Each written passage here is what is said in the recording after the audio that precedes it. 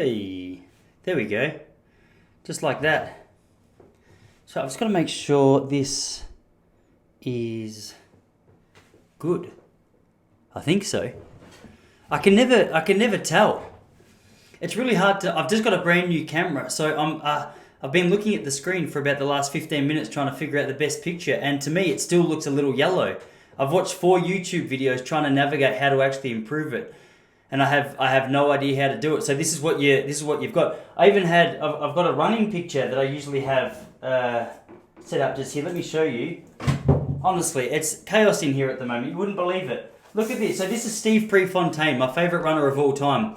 I usually have a frame which is set up next to the computer at the back, and it's just I've just knocked it off the table before I press play. So it's just, I mean, it might look like there's some element of order in this room, but out of this shot, it's chaos and it's doing my head in. So I'm in quite a confined space as I present this to you today, with my face looking. I look jaundiced. Let's be honest. There's a little bit of jaundice going on there. I know that term because when my baby was born, he looked a little bit that way. Most people say, if your baby, like when your baby's born, most people say, no, you automatically can see. You just believe that it's the cutest baby in the world because there's something genetically in you which says, well, I have to care for this, so I may as well assume it's good looking. It's not good looking though when it's a baby, really, is it? It's more. Good looking sounds more sexual than you want it to when you're speaking about a baby, because there's no part of me that when I'm speaking about a baby want to confuse people by using sexual language, because I'm not that kind of guy. I don't swing that way, which is fine. Everyone's on their own journey. I don't support that particular journey, but I just mean, like, there's people out there who probably would use those terms to describe a baby, but that's just not me. And it's quite warm in this back room as well. I'm gonna have to get a studio of some sort set up because there's no airflow going on through. It's like a sauna. So for me, this podcast it's turning out already just to be like a workout. I feel as though it's a workout video. So I'm hoping it's easier for you to get through than it will be for me, because this is a commitment right now. I'm not sure 100% what the temperature in here would be, but it's definitely not cold. And I've got a long sleeve shirt on. I've just taken off a jumper because I thought that's going to help the situation. But the truth is, I've shut the door, I've pressed record, and I didn't quite think about the serious nature of the heat that I was trapping myself in for the next hour. So we'll watch this unfold together. We'll see how it goes. I got a new camera the other day, a little Canon. It's called an EOS M50. I think that it's like an entry level into the decent camera world. So I didn't want to go full hot. I didn't want to go full ball because I wasn't 100% sure what I needed. And there's been so many times in my life where the truth is what people do is they buy all the best equipment, and then 2 weeks later they go, you know what, actually I've got another idea. What I'm going to do is not anything to do with cameras. I'm going to take up painting. Which is good, but then you've just spent $5,000 on a camera, and I'm not sure how much a canvas costs, but I'm just thinking that the rate, that conversion wouldn't really work. I don't think it's an effective conversion. I don't think it's a fair conversion if you've made up your mind to be a filmmaker and then decided that you want to be Van Gogh. He didn't even sell paintings, I don't think, when he was alive. I think that's why he cut off his ear, isn't it? He got so angry, he thought, well, there's only one way to sort this out. The ear's coming off. And it didn't help the situation, but I sometimes act a little bit obnoxiously as well when I'm frustrated as well. Like I'll never say never, but the idea of cutting off an ear out of frustration is that's a lot of frustration pent up, isn't it? I more just go passive aggressive at anyone who's around me. So if my wife's asked me, like a person, I said wives, I've only got one, not a Freudian slip, just a genuine mistake, because you can't do that in Melbourne yet, I don't think. But pansexualism is back in the trend, so maybe you can. I'm not 100% sure what the rules are at the moment. Dan Andrews over here in Australia, he doesn't give a shit. He just goes, you know what? Let's just make it as opposite to religion as we can. All right, you want to marry four? I was going to say that's opposite to religion. It's not. I think that's a key component of the Islamic religion. For a lot of people, you can have more than one wife, but I'm saying here in Australia, we're like a built on Christian foundation. So I think what Dan Andrews is doing is saying, hey, no, what we're going to do is just make it as little like Christianity as we know it. But that's like Old Testament Christianity, I think. I reckon there's a few guys. I think Moses was rocking a couple of wives. I think that's what it was. Or maybe he was just frustrated with his wife because she couldn't give him a kid. I'm trying to remember now whether he got remarried. Was it him that married his servant? And then the wife got upset about the fact that the servant gave him kids that she couldn't deliver. And that's the story of Israel. I'm pretty sure that's how it started. I've missed a few steps, obviously, but what I'm saying is that the old school religion used to be okay with a number of wives. I'm not sure in Christianity when that was frowned upon, because Christianity at the moment they're a big fan of sobriety. Well, that's not sobriety, is it? When you're just married to one person, what is that? Is sobriety when you're only having sex with one person, or is sobriety when you've decided you've held yourself off sex? I think it's when that's what monks do. I'm pretty sure sobriety. I'm pretty sure sobriety is when you're not having sex at all, is it? Which was pretty much myself up until the age of 19, but not because I wasn't having a good old crack. It's just because distance runners, I don't think, are the most attractive people in the world. So it doesn't matter how hard you're trying. Like I'm sure there'd be distance runners out there who had enough swagger to be able to get past the fact you could see your ribs. But the truth is, I wasn't one of them. And it's important to me that I'm honest with you, because at the age of 19 is when I lost my virginity. It wasn't a great achievement. It was a great achievement for me, but it wasn't a great performance. Yeah, so I think there's a little bit of sobriety thrown in there after Georgia put the word out about how the performance went. It's all right. I know this is just stay between us. I went out for drinks the next week and some boys go, "Hey, heard you had a good Friday night last night." I thought, well, there's not really any good stories that could come out of that. So if George has told you those stories, well, this is embarrassing not only for her but also for me, because you've really cramped my style. And like, to give you a bit of a glimpse of what I was at 19, I called my mum the day after I first had sex to tell her, because I was just so happy about it. And my mum and I had a close relationship. We still do, but like the idea of telling her each time I have sex now is something that I wouldn't do, and I don't think she would appreciate. I think for me, just saying, hey, Jessie's pregnant, which she's not, again, but she was 18 months ago. For me, telling her that Jessie's pregnant was hard because it means I've had sex. And you don't want your mum to think of you like that, do you? Like, you don't want your... I tried to run a joke by her the other day about... It's a long joke, but essentially it's a blowjob joke. It's a gay blowjob joke. And she didn't like it. She didn't want me to tell her because, I don't know, it's weird. We go through ebbs and flows with what we're allowed to talk about in our relationship. And I think I'm at that age now, 34. My mum's 64. The idea of just speaking to her about anything to do with sex is something I'm not a fan of. I definitely don't appreciate... One sec, I've just got to fix it. I've just noticed that it's not even framed properly, isn't it? I've put this pot plant at the back here to try and frame it properly. You can still see the boys in the back, but hey, it's going to be a work in progress, right? So if you're watching this on YouTube, be patient with me. I've been watching a couple of YouTube videos to try and navigate how it is that I actually make this look better, but just quietly, I think we're doing okay. We're doing quite well. I've got like a little light here. I'm dealing with some natural light coming through that way. Apparently, it's something to do with white balance, they call it. So as this podcast continues, there's I've got a window just over here with the curtains half drawn. And because the sun is going through the clouds, I'm not sure my white balance is correct. That's what the guy on YouTube said. So that's what we're trying to deal with. If you're listening to this, as always, just ignore what I'm saying, because you're not going to have to experience the visuals. Maybe you should experience the visuals just so you can see what it is I'm talking about, because it'd be far more exciting for all of us if you sort of bought into the visuals of this podcast. But I guess it's an audio service, really, isn't it? That's the whole idea of a podcast. But we're visual creatures. You want to see what's going on, or I do. Actually, my YouTube numbers probably don't suggest that you do care what's going on. You're happy just to listen in your car. Anyway, so it's what time is it over here at the moment? It's 1:30. It's Monday afternoon. Jessie and my little man are down at the park. They've given me 2 hours to... Whenever they leave the house on a Monday afternoon, it's like, all right, it's podcast time. It's time to go.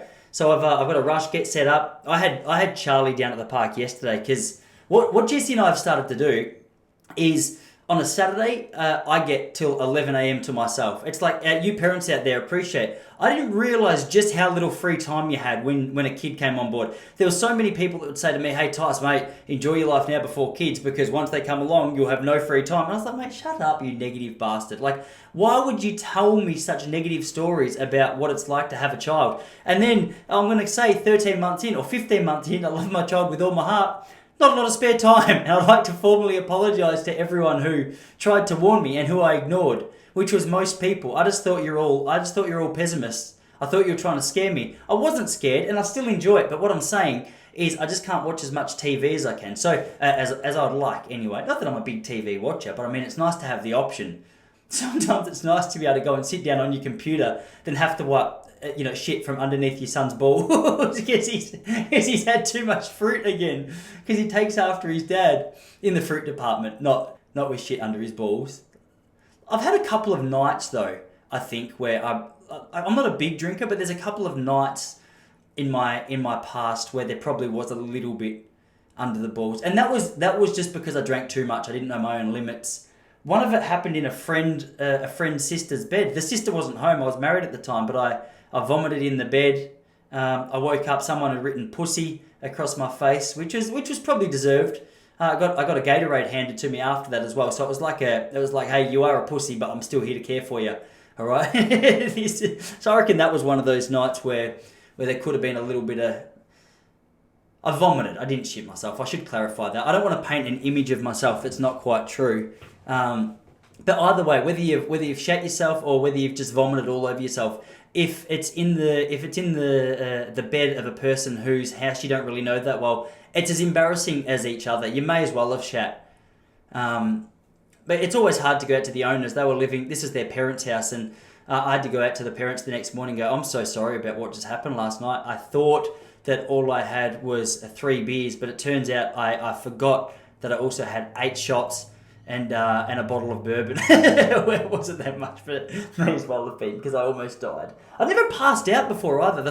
This is 2014 New Year's Eve, and it was the very first time I'd ever passed out. As I say, I was always into health and well-being and fitness, and even at that time I was, but I just got excited because I had a group of guys around me that I really liked.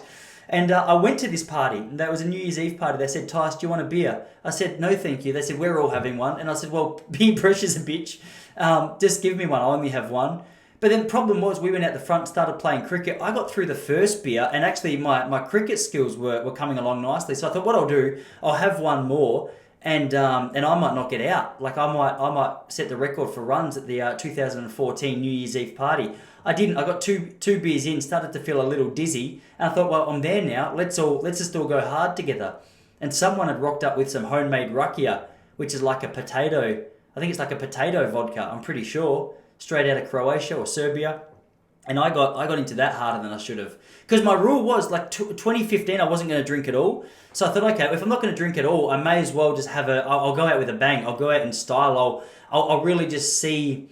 I'll just see what kind of performance I can put on the table for 2014. I tell you, reputations are hard to shake. At times I still get referred to, or I still get spoken to about that night, which is humiliating. But alcohol and I aren't a strong point. But what I'll say, I've got the house to myself because Jesse's got. I don't know how we've referenced from a childhood playground, me sleeping in till 11 o'clock, or having 11 o'clock to myself, to me passed out on in someone's sister's bed in the 2014 New Year's Eve party. But that's what pivots are, isn't it? That's sort of the theme of this show. We just see where we go. It's a journey together. I take you by the hand. Sometimes I have to drag you into places you probably didn't want to go, but I never let go of your hand because I love you with all my heart. It's true. Probably. Not all of you, I reckon, but there'd be a big percentage of you who listen to this where I go, you know what, I value your friendship. Some people, like I'm sure just by sheer numbers or percentages, there'd be plenty of you that I just wouldn't get along with, but still, let it be a journey. Let it be a journey that we go on together. Maybe on that journey we'll get to know each other better, and I'll understand why it is that you upset me, why it is that I don't like you. Maybe we could get through that together. It's almost like it's a course in counselling that we journey on together, and the other side of it might be beautiful. You just don't know, do you? I was about to take a sip of my coffee, but I hate it. I'm going to try. I hope that didn't come through, because I've got this memory of Tim Ferriss back in 2017. He did a podcast, and he was drinking coffee as he did it, and he took a massive sip right into the microphone and laughed about it. And I'm very sensitive to noises like that. I don't want, like, ASMR is my worst nightmare. If I can hear you eating, if I can hear you drinking or slurping, I can't handle it. You know what I mean? So you could see that from the fear that I showed just taking a sip of my coffee just then into the speaker. I didn't want it to upset you because I don't know what kind of day you've had or how sensitive you are to noises like that. But, if it makes your day a little bit better for me just not slurping into the microphone, I'm happy to do that for you. This is my second coffee today anyway. It's 1:30. I usually have about 3. 3 is my limit. I go 3 and then I try and... About 3 or 4 o'clock, I reckon, is the last one. A lot of people have trouble with coffee. They feel as though the coffee doesn't allow them to go to sleep. And I know caffeine has a reputation for keeping people awake, keeping them energized. But I think I'm well trained. I think I'm fairly well trained with coffee. I had 2017 off it. I just decided I'm going to have a year off just to see if I could do it. I drank green tea for a year. I was living in London. And my friend had a cafe, and I used to go down there each morning, and he would make like a mint tea. It was beautiful. I still remember he was very passionate about the way he made it. He would put the mint leaves in between his hands, and he would smash it together, rub it to allow all the flavors to come out. He'd put it in the water, mix it up. That guy, Rich Harris, his name is. I remember the first day I met him. I think he's a straight guy, but quite flamboyant. Do you know what I mean? He would pass as gay quite easily. He smoked his pipe. Big, tall African-American dude. Not African-American when you're British, is it? It was, I'm not even sure he was African. He might have just been like a really well-tanned British guy. He's probably Scottish, do you know? Maybe he was a ginger. He might not have been black at all. But I remember one day he was very fashionable and I walked in there and he said, dude, like you're a stylish guy. The first time I met him, I thought, wow. And I looked at him, he was about 7 foot tall. As I said, African dude, very stylish guy. I thought, hey, you look fantastic. So for me to hear that from you is quite nerve-wracking because this is the nicest jumper I own. And I remember 6 months after that friendship began, I walked in there and he goes, dude, when I first met you, I thought you were stylish. Now I realise you've got one stylish jumper that you wear all the time. I said, style, motherfucker. It's still stylish just because... This is one thing I get confused about. So Jessie, my wife, always... I'm going to stop referencing her as my wife now. If you've been here for a little while, you know who Jessie is.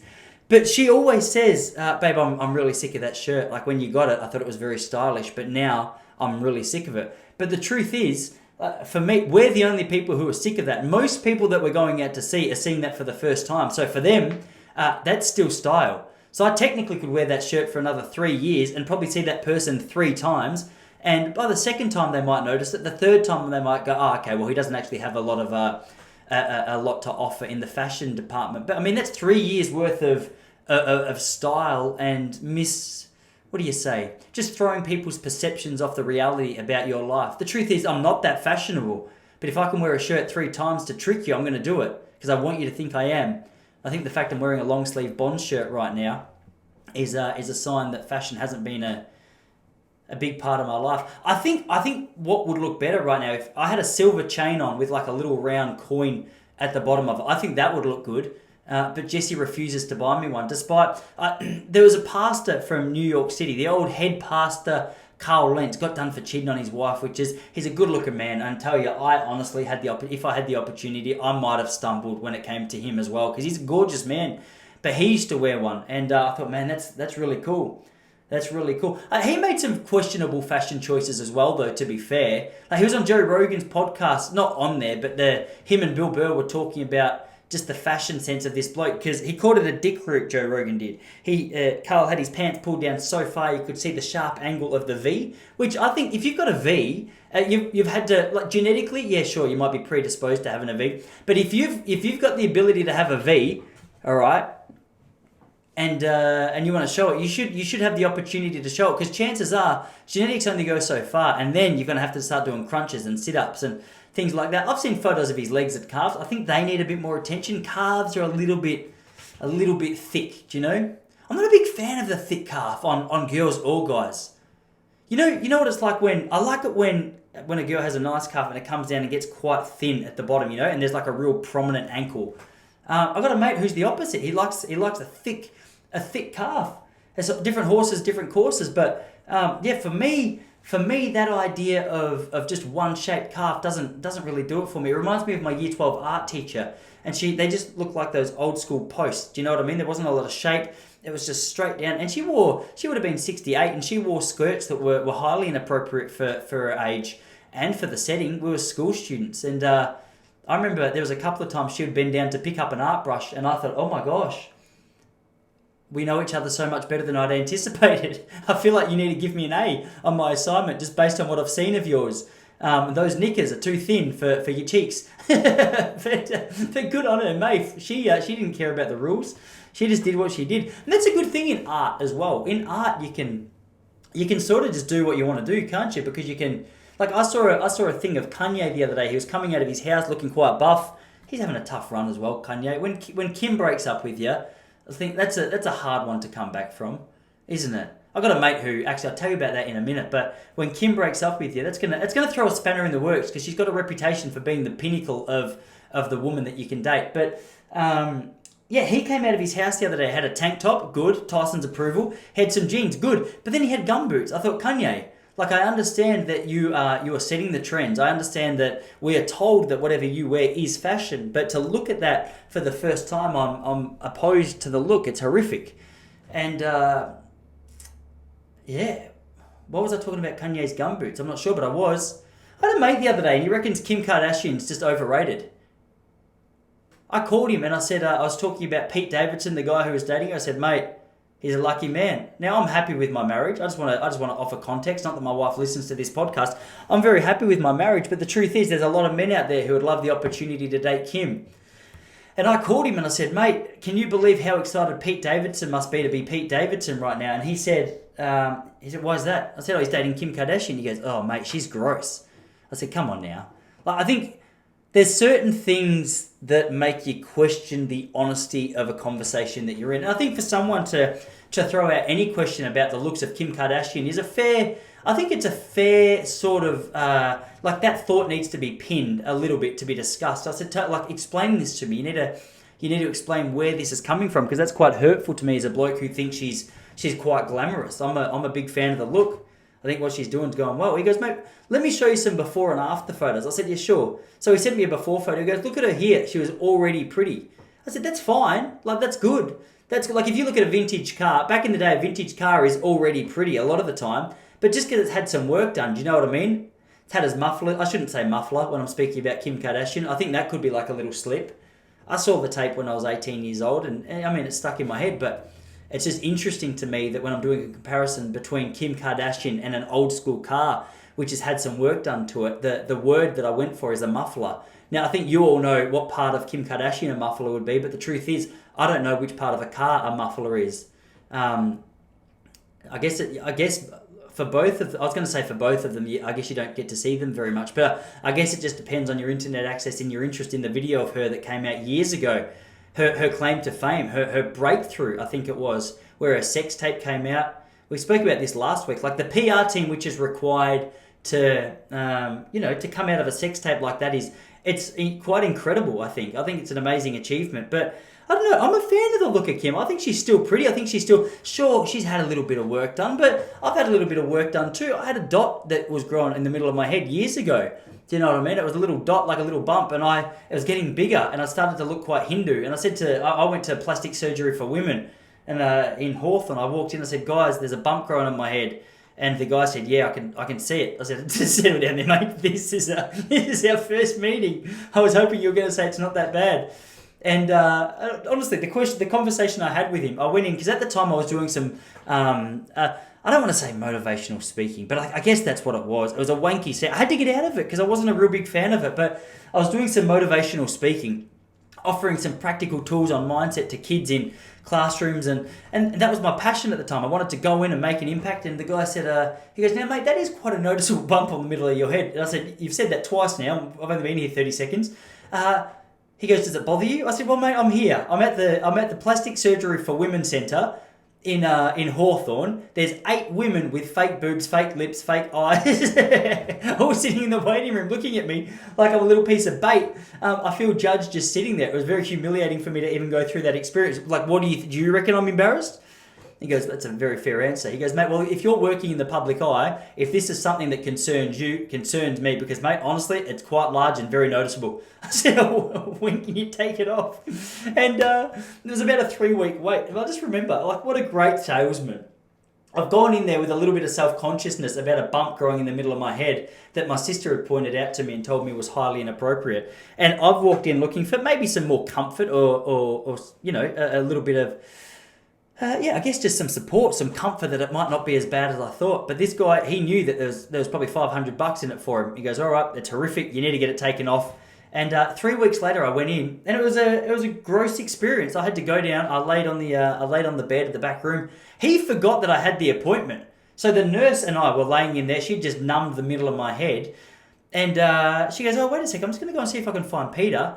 Anyway, Peter came in 15 minutes later. He goes, "Sorry, mate, it's been a busy day. I was just trying to catch up on some food." I said, "Pete, like, mate, I'm numb in the middle of the head. Like, I feel as though it's starting to wear off." He goes, "All right, we better get you started quick." I said, "Mate, can you chuck a bit more number on it? Like, you reckon you could anaesthetize that just a little bit more?" Is it anaesthetize when it's just local? I'm not sure. But anyway, he got stuck in, and I just remember I had like blood drops coming down here. And it was the most embarrassing part of it for me was when I left. Because of the blood, he said you need to keep pressure on there. So he wrapped like bandages around my head. I had about one stitch in the middle, and he had bandages around my head. And Jessie asked me on the way home, "Babe, do you reckon you could just stop off and get a few groceries?" And I'd already said yes. So I had to go in there like I'd just been bashed in a bloody game of rugby. I was friends with the local girls at Coles. I walked in, they go, "Man, oh my gosh, Tyson, what's happened?" I said, "Oh, guys, I just had to get a few stitches." They go, "Oh, what? Like, why? Have you been attacked? Have you been in a fight? Like, were you hit?" I said, no. I said, "Did you guys ever notice that bump in the middle of my head?" They said, "Yes, we did." I said, "Wow, you should have told me, because I've been rocking this bump in the middle of my head for years now, thinking it was quite normal." And now you've told that, like, the reaction that they gave me, it just suggested that there was no doubt in their mind that it needed to be removed. And so I said, I removed it. They said, "That's a bit over the top, isn't it?" I said, "Look, I'm just here to buy bananas. If you could just maybe stop judging me based on my look, that'd be fantastic." And anyway, I got nervous a couple of years later because I was at the gym one day and I saw these two little bumps just growing on my back. I thought, "Far, like, what is going on with me? I'm bloody bumpy boy. I've got bumps on my head, bumps on my back. What's going on?" And anyway, so Jessie, she said to me, she goes, "Oh, babe, I've seen this before. They're little cysts that are growing. You've just got a little cyst growing there. So what I've got to do, I've watched a YouTube video. If I whack that with a book as hard as I can, what's going to happen is the cyst will explode and it will diminish. Like, the problem will decrease, it will disappear, and this will just be a thing of the past." I said, "Baby, this is what I love about you. Not only are you beautiful, but you're filled with answers and wisdom around things that I really don't understand. I didn't have any knowledge of." She goes, "Do you trust me?" I said, "Well, the truth is, I did trust her, but here's the thing. So this bump in the middle of my head, it actually started years ago, because when we first started dating," she goes, "Look, there's a little bit going on with your eyebrows, if I'm honest. Maybe I could wax it." I said, "Baby, if that's what you think you need in a man, a waxed eyebrow, hey, you wax away." Do you know what I mean? I said, "Truth is, you're Eastern European. You could probably do with some yourself." But I didn't say that because it was like the fourth date. I thought we better start slow. And she looked good with one eyebrow. I think she's that pretty she can pull off one eyebrow.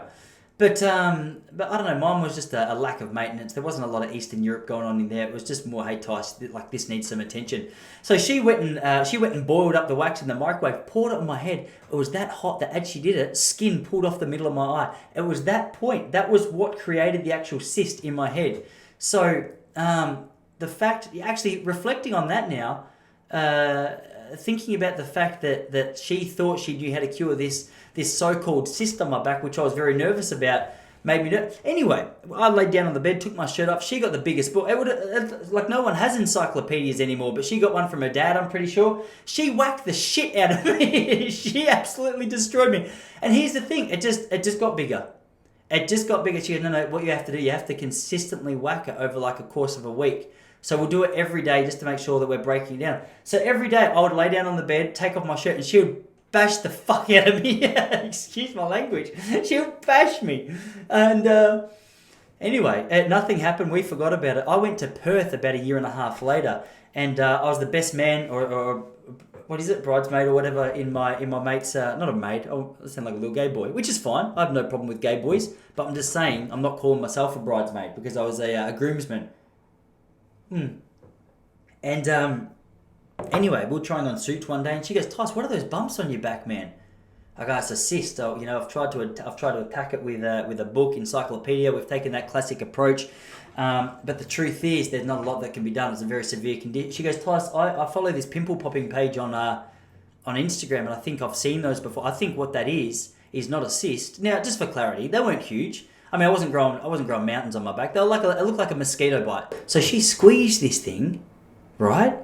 She squeezed it, and I don't know if you've ever had a pimple, which is quite as intense as this one.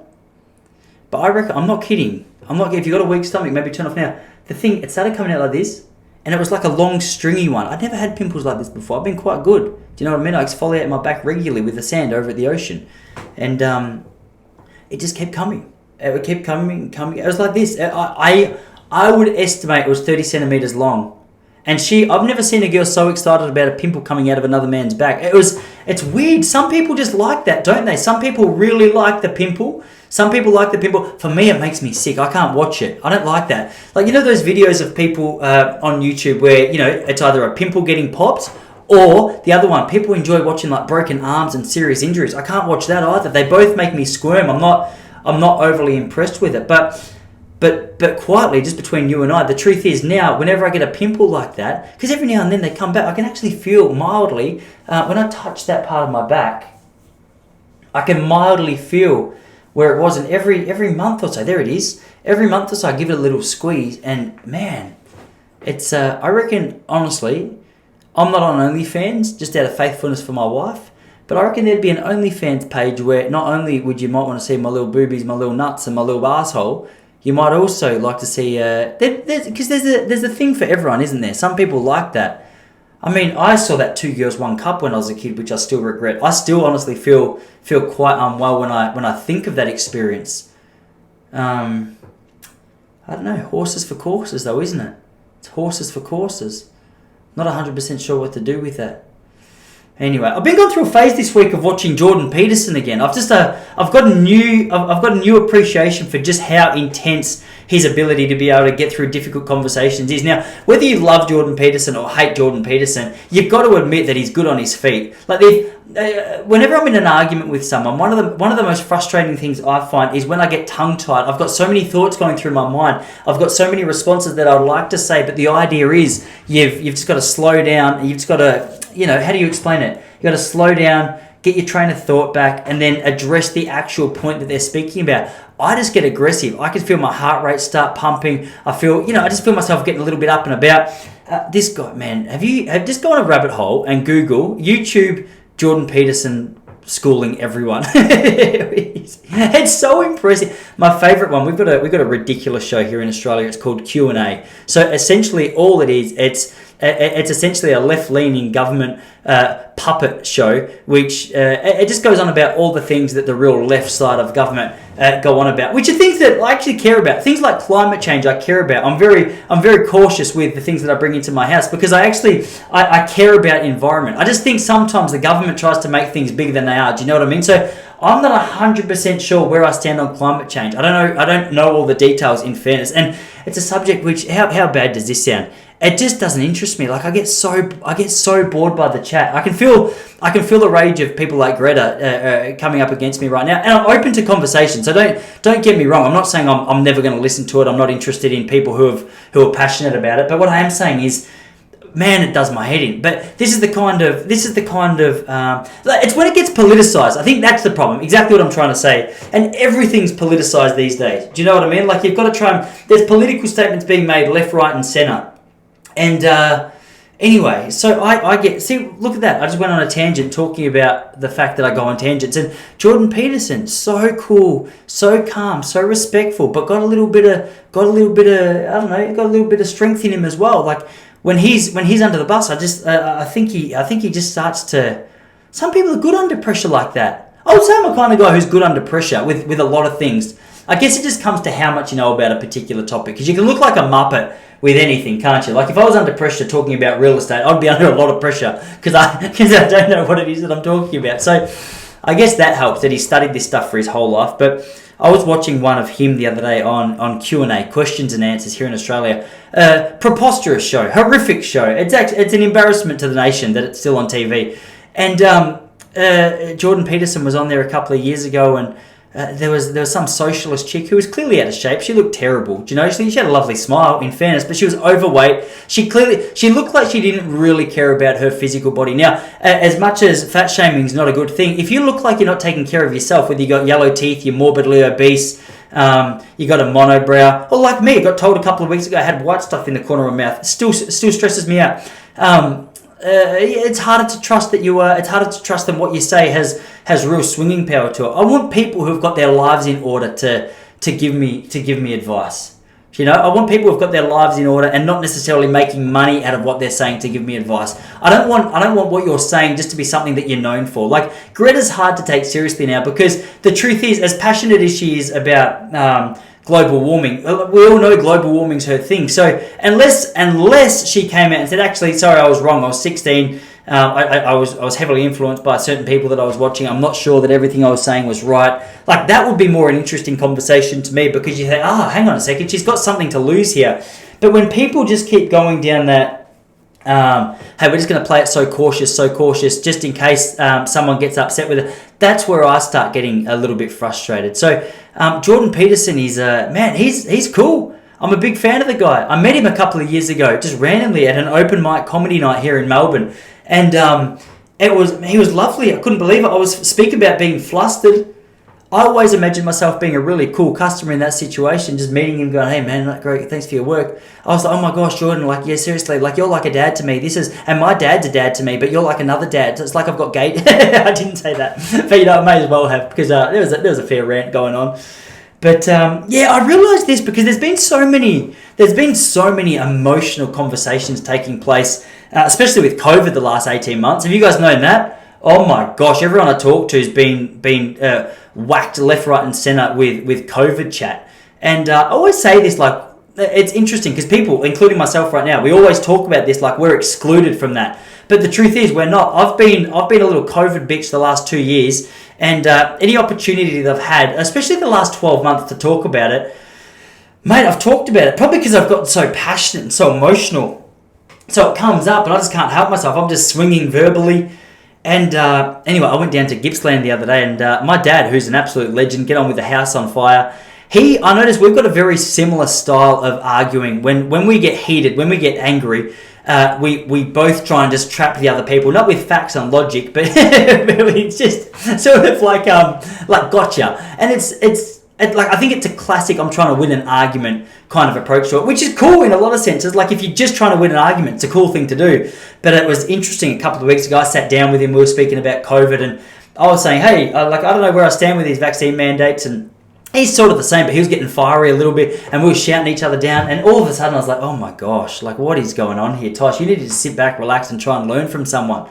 Because I tell you, I'm the king of talking. It's easier to talk because I don't know, we all know what we know, but when someone tries to tell us something, and especially if it's different to us, that's where it's hard to sit back and listen. That's what I love about my mate Ferg from comedy the other night. I'll tell you about Fergus, but have I told you about there's a comedy room that I go to that I absolutely love. It's actually the room I met Jordan Peterson at a couple of years ago. It's called Speakeasy HQ on Flinders Street in the city. Amazing room. If you're in Melbourne, you should go check it out. It's like on a Friday, Saturday night. Really cool place. I'm not there all the time, but from time to time I'll go along. And anyway, some nights it is absolute gold. Like, some nights the house is just on fire. People want to be there. Some nights people walk in, they go, hang on a second, what's going on right now? And I was the first comedian up last week, and it was a real vibe. And I think I might have contributed to it in a big way. There's a real vibe of, oh my gosh, what's going on in here right now? Because I got up on stage, and you know that joke I was telling you that I ran past my mum about a blowjob? So the joke goes, and I'm not even going to tell you, actually. My rule is I don't tell you, because I can't do the same energy that's involved in a joke when it's not actually me on stage. But essentially, it's a blowjob joke. It usually gets a good little laugh. It's had a couple of little laughs, and I like it. Anyway, the average age in this room, I reckon 60 maybe. That's a lie. It wasn't 60, but there was a couple of couples who were 60 and above. And I remember being on stage, getting to the blowjob joke, and just seeing the ladies' faces in the front row being just like slightly disgusted with what I was saying, because they thought they were just coming out for a beautiful night of mixed acts, a little bit of burlesque, some singing, and now here I am making blowjob jokes in front of her and her husband, who, like, just quietly, when you're 65, I'm not sure if that's still a part of your marriage. Even if you're 35, I'm not convinced that's a part of your marriage. But that's, I don't know. I'm not sure. It depends. I guess it depends if you've done the dishes. That's just me, though. Like, she doesn't listen to the podcast, so I can get away with it. But, I mean, you got to be cautious because it is my beautiful wife we're talking about now. But anyway, so I got up and I listened back to the tape, and it wasn't a great night. And me and Ferg, we've taken the back exit before. He did really well. He had a good set. He just got up on stage and started playing with the crowd, started laughing with the crowd, started talking about how some people look like they were the lost part of a Kentucky. It was a fantastic set by Ferg. Fergus Neal, ladies and gentlemen. He's a very funny man. But what happened? So we got off stage, we took the back exit, and then we just broke down what was going on in the night. Like, what a strange night it is. But then the thing was, to get back to my original point, me and Ferg started talking politics a little bit, because it just seems to be, well, like, if there's one person you shouldn't talk politics to, it's, I was going to say me, but why? Like, you can talk to politics with me about politics with me if you want, if you're interested in it. I'm just saying, I don't know if your life depended on it, whether my opinion would be the one you run with, especially in the world of politics. But maybe if it was running, and you wanted to know the world record for the 10,000 metres and who said it and what year it was. Actually, we won't get too bogged down with details because I might let you down there as well. But running, I'd be far better to be able to help you out. But Ferg he sees the world differently to me in the sense of politics. I'd say he's a little more left-leaning. I've probably, just by default and frustration, the last 18 months turned into like a full-blown alt-right neo-Nazi is what I think the left call me now. But essentially that just means that I would like to be able to go outside and like, I'm a really big fan of marriage. And like, that's enough to just have you labelled as a Nazi. I'm pretty sure here in Melbourne. But we just love throwing those terms around. But Ferg's fantastic. Though he disagrees with a lot of what I say, he's not emotional. He's not emotionally connected to his ideas. He's, I don't think, or he's very good at separating as he talks about it. And I don't know, I got into that conversation with Ferg the other day. I thought, hey, this is what a smart man does. Ferg's only 26, but it's nice to talk to someone in their scene, and you can see that there's a little bit of work being done. He's obviously trained himself not to get too emotional about particular topics. Yeah, well done. So I took a little mental note from that the other day, but I tell you, it doesn't make it easy. Like, it took my mind off the fact I bombed, but it didn't make the whole experience much easier for me, really. It's still hard the next morning when you wake up. Doesn't matter how good Ferg's thoughts on politics were, you still bombed. which is just, I'm told, is an important part of comedy. There's a lot of comfort in hearing the stories of great comedians who still bomb. So, anyway, started at the bottom, now we're here. Takes 10 years to be a great comic, I've heard, or 10 years to be great at anything. I've only been going at comedy for 3, so I'm 30% of the way to being good, which is a scary thought. 7 more years till I'm less shit. Anyway, the world might not be here in 7 years, actually, based on Omicron is back in town, or is in town, which is not scary to me at all. The problem for me is I haven't been scared of any of the variants the whole way through. Now, that's not me trying to sound like a massive hero. I'm just a relatively fit and healthy guy, and keep hearing that no one my age is really affected by it. Now, I know people fire up, and that puts me in the neo-Nazi category, making statements like that, but the truth is, it's the anomaly. It's the odd one out when someone my age is really sick, isn't it? Especially here in Australia. Especially anywhere in the world, I think. I don't know. I had a really interesting chat with a bloke from South Africa the other day, and he was saying that apparently South Africa, some young guys have been whacked with it. So I don't want to be too arrogant with my conclusions, but I think the truth is, overwhelmingly, people my age are pretty good. My brother-in-law had it in America. He's 28 years old or something, and he called me. He's like, dude, I didn't even know I had it. I just got the test, and they said, you're right, you've got COVID. And he goes, oh, this is not bad at all. But then the weird thing is, some people, I guess it's probably obese with asthma, 58 other comorbidities. I think that's where the problem steps in. But no one likes to talk about that. We don't like to talk about comorbidities. Sure, I might eat these words real big, real hard, real soon, and Omicron comes and just whacks me right in the lungs. I hope it doesn't. I'm on the vitamin C train at the moment, just to give myself a little bit of protection. I'm not sure if it's illegal, but ivermectin was the thing that you're not allowed to talk about anymore. But people keep saying that they had ivermectin and it seems to help the situation. So my brother-in-law in America, I'm going to try and get him to send me some if it's not illegal. Even if it is illegal, mate. Actually, I don't know. I'm a big talker, but if that's going to get me in trouble, I'm not going to do it because it's very important to be on the right side of the law, is what I say. So, anyway, Omicron's in town. People are trying to shit themselves, I've noticed. Like, the news is excited, obviously, because the news is just run by a bunch of wankers that, like, their pay is from fear, isn't it? Like, if you're scared of the news, chances are fear is going to force you to go and try and learn more about this particular virus, so you can be comforted, or so you can be prepared, or just so you can be entertained. If you're me, I see an Omicron thing. Omicron's going to come and take us all out. Apocalypse is here. I go, far out, that sounds interesting, and I click on it. So that's just increased the ad revenue for the company that's run that article. But the truth is, the news is desperate for this to be the biggest story in the world because Trump's not in office anymore and CNN's dying, and they need some big story to be able to take us away. And I think this is true for a lot of left-leaning media. They're all bullshit. We're starting to catch up to the fact that what they're saying is absolute rubbish in a lot of instances. And they need to run a story that gets our eyeballs on screen, so they run with fear. But the truth is, it's not scary. Not to me. I'm pretty sure I've had COVID. I don't know. But I had a blocked nose a while ago. It's still a bit blocked. Maybe I've just got hay fever. One of my mates was telling me the other day that he had to have the day off work because he had a COVID scan. He went down to the doctors and he didn't test positive at all for COVID, but the doctor just said he had an allergy to dust mite, which is embarrassing. That's an embarrassing one. Imagine sending a message out to all your friends, guys, pray for me, I think I've got COVID. Actually, sorry guys, my bad, I'm allergic to dust mite, I just need to vacuum more. My house is dirty. The little dust mites get stuck in my nose. I don't know. Anyway, but they're trying to run this Omicron thing. How long do you reckon this Omicron one will go for? It's a good question. I feel like it's losing a bit of fuel as it is.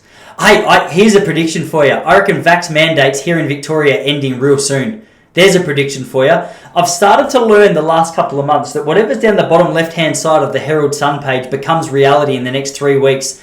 And just the other day, I saw a little article, left-hand side down the bottom of the Herald Sun website, says, vax mandates look set to end early here in Victoria. And I thought, hey, what's going on there? There's the little story for you. And then I went and checked Voice for Victoria on Instagram, who's a chick whose page I've been really enjoying over the last couple of months because she helps me understand exactly what's going on in the world of politics. And she had done a screenshot of that particular thing and said the same thing. She goes, I reckon vax mandates are ending. They're drip feeding us soon. And there's a few professionals coming out in the vaccine world saying, hey, look, it makes no sense for us still to be locked up and requiring these mandates, even when the world or our state is like 93% first dose, 91% double dosed. I mean, how much further can you go? If the vaccines aren't working yet, they're not going to work. And I love it. My wife got told. Actually, I'm not going to say too much about it, but essentially, my wife she was supposed to be going to a baby shower this weekend. She can't go because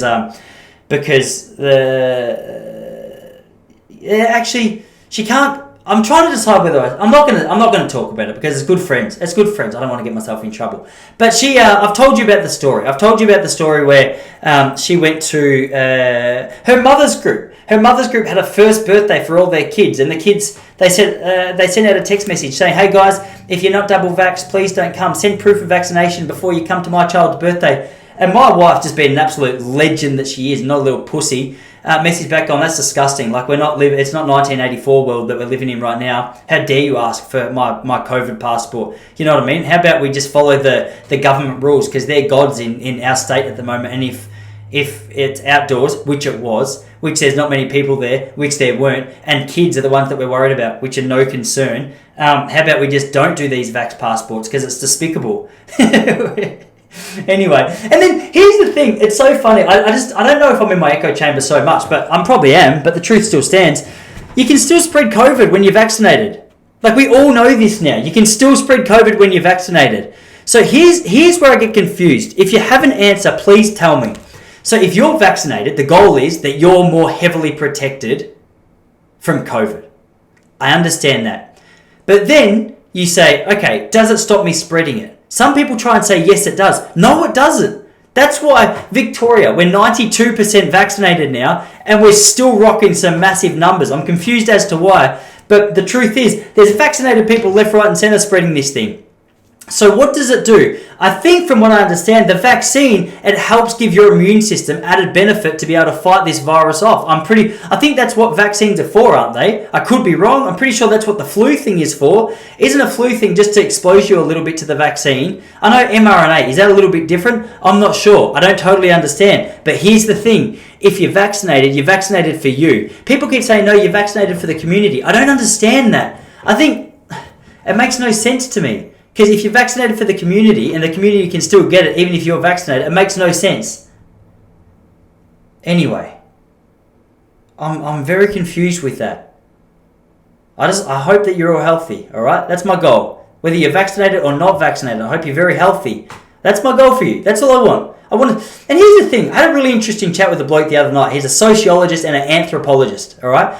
And he was explaining to me that a lot of the time, so much of what we're going for, so if you're a vaccinated person or if you're an unvaccinated person, what we're going for is, if you say to a vaccinated person, why'd you get vaccinated? They might say, well, I care about my health. I want to give myself the best opportunity to get things back to normal. I want my freedom back. All right. Then if you speak to someone on the other side of the page, they say, why don't you want the vaccine? Say, I'm just curious. I'm very cautious about my health and I'm really passionate about having freedom. So already both groups have a passion for health in some senses. The truth is, you can't say they have a passion for health because there's so many fat people out there telling me how important it is to get vaccinated. Maybe that part's not true, but the freedom element of it, I think, is true. Like if you say, okay, to a vaccinated and unvaccinated person, hey, why'd you get vaccinated or why didn't you?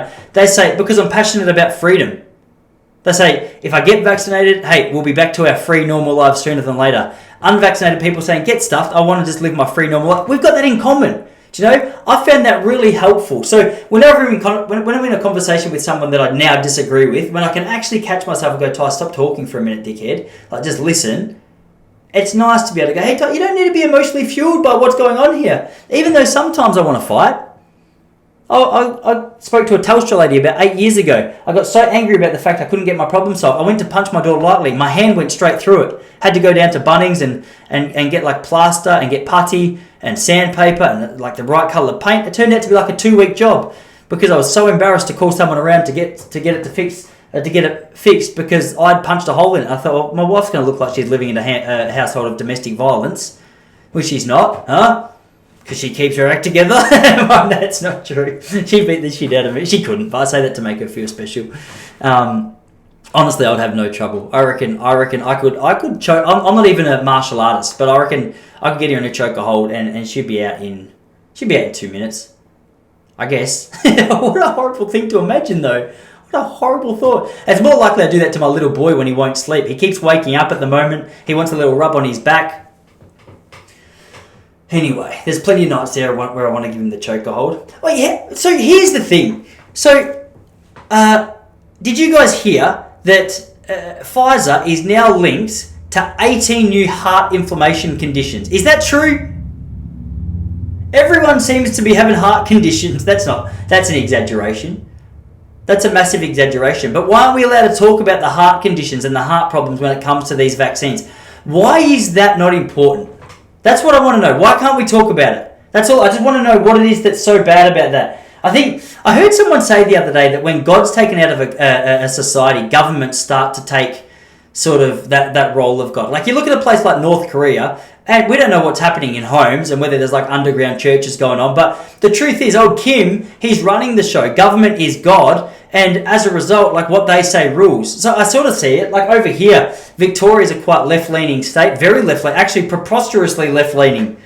So maybe that's what's going on. We're so entrenched in the government message that we can't have honest conversations. And if the government says, "Hey, this is good for you," no, a swollen heart is good for your heart in the long run. You go, but how do you know? It's just a little bit sore. I think I'm having a heart attack.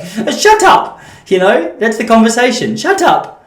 I don't want to hear about your stupid heart. I want to hear about, did you like the vaccine? And then you've got blokes like bloody Michael Gunner up in the Northern Territory. Isn't it funny how you can see a politician and straight away know that they're from the Labor Party? I'm not saying that Liberals are any better. I'm saying Liberals are a bunch of pussies as well right now. Apart from Perrottet, he seems to be swinging for the fence a little bit, to a degree anyway. Dominic Perrottet, the New South Wales Premier, he's sticking it to the man a little bit. I hope he still does. But traditionally, like Liberal government here in Victoria, which is, so in Australia, Liberal is in Australia the more conservative party. In America, I know it doesn't have the same meaning, but so Labor Party over here is the equivalent of our Democrats, and the Liberal Party over here is the equivalent of our Republicans to a degree. You know what I mean? If we're using American politics as the example or the comparison, which why wouldn't we? Because that's the most interesting one to watch in the world. In fact, Trump was the only thing that got me interested in politics because it was just so crazy watching a president say the kind of things that he was saying. I was like, mate, I like this guy. I can't believe you just said that, and you're the president. Like, there's still hope. Stuff this cancel culture. But this bloke, Michael Gunner, came on TV the other day. Type in Michael Gunner, vaccine mandates. He was going on, I wish I had the audio here to show you. He was going on about how if you're anti-vax mandate, you are anti-vax, regardless of your vaccine status. How does that work? How does that make any sense? How does that make any sense at all? That's like saying, if you exercise 7 times a week, you eat all your veggies, you get enough sleep, you look after your health, but you disagree with their health advice, you are anti-health. It's like, hang on a second, I'm so healthy. I've done everything I need to do to be healthy, and now you're saying I'm not healthy? What the heck? Like, where's the logic in that? And he said it with such aggression as well that I couldn't help but think that he should be doing some meditation. I don't think that people with that much anger should be speaking about health, because obviously we understand health as being, like when we speak about health, what do we mean? A lot of the time we're speaking about physical health. We're speaking about mental health to a degree, but a lot of the time we're looking at obesity when you're allowed to talk about it. We're looking at exercise. We're looking at sunlight. We're looking at, whatever else health is. What do you say? Whatever else it is that comes to mind when you talk about health. But a lot of the time, like, the stress that we store is no good for our health as well. Like, I think there's an element that if you're stressed for a little while, your body starts paying a response. I get stressed for a day, all of a sudden I'm exhausted. Like, imagine living in a body which is that inundated with stress. You just got cortisol pumping through your blood that you go to bed, you're just rooted every night because your body can't quite handle the amount of stress that you're pumping through it.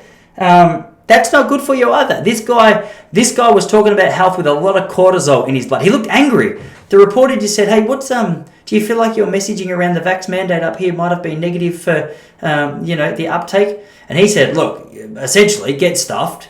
All right. If you're against the vax mandate, I don't care if you're double vaxxed. You're anti-vax, and they're all there is to it. All right." So get stuffed. Mind you, I only just saw the snippet. Of what it was that he was talking about. And we know the world of radio, the world of media, they only take little snippets because they're on such a tight frame. That's the beauty of podcasts. You can sit down and talk for hours or as much time as you and the other person are willing to talk about it. It's unedited.